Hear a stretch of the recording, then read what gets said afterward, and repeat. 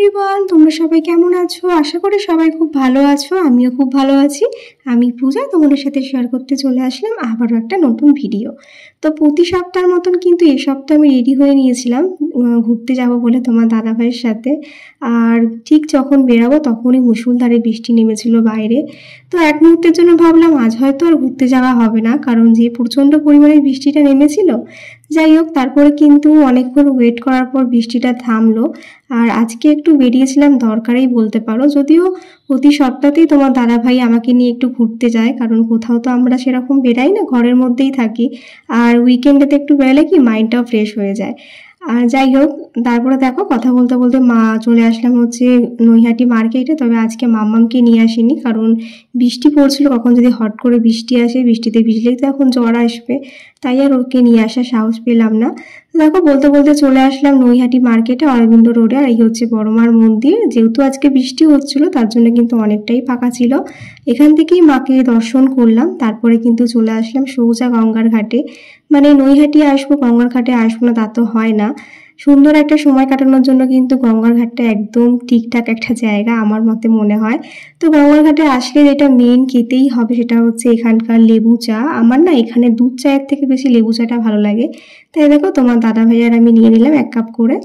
আর আজকে জানো তো এখানে এসে মাম্মামকে প্রচণ্ড মিস করছিলাম, কারণ ওকে ছাড়া না এখন কোথাও বেড়াতে ইচ্ছা করে না। যেহেতু বাইরে বৃষ্টি নেমেছিল অনেক জোরে, তাই আর নিয়ে আসার সাহস পেলাম না।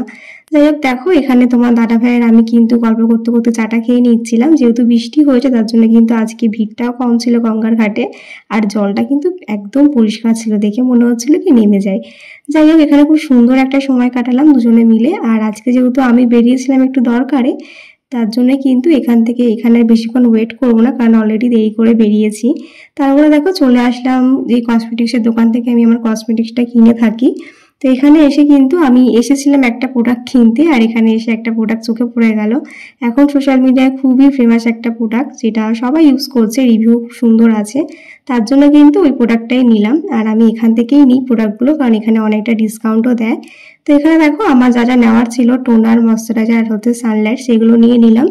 আর পাশের দোকান থেকে নিয়েছিলাম মামার জন্য একটা চকলেট, কারণ ওকে রেখে এসেছি, ওর জন্য কিছু না নিয়ে গেলে তাহলে যেন নিজেদেরই একটা কেমন যেন একটা ফিল হবে, তাই ওর জন্য একটু চকলেট নিয়ে নিলাম। তো দেখো আমাদের তো শপিং কমপ্লিট হয়ে গেল। এবার কিন্তু বাড়ি চলে যাব। আর আমাকে এত খুশি কেন দেখাচ্ছে বলো তো? কারণ বরমশাই আজকে আমার পছন্দের জিনিসটা কিনে দিয়েছে। তো অনেকদিন ধরেই ময়শ্চারাইজারটা কিনবো ভাবছিলাম, তো সত্যি দোকানটায় গিয়ে যে পেয়ে যাবো সেটা ভাবতে পারিনি, তাই কিন্তু আজকে খুব খুশি হয়ে গেছিলাম। আর এদিকে বাইরে হয়েছিল প্রচণ্ড বৃষ্টি, তার জন্য কিন্তু চারিদিকে পুরো জল জমেছিল। তো দেখো রাস্তাঘাটও সেরকম একটা ভিড় ছিল না আজকে।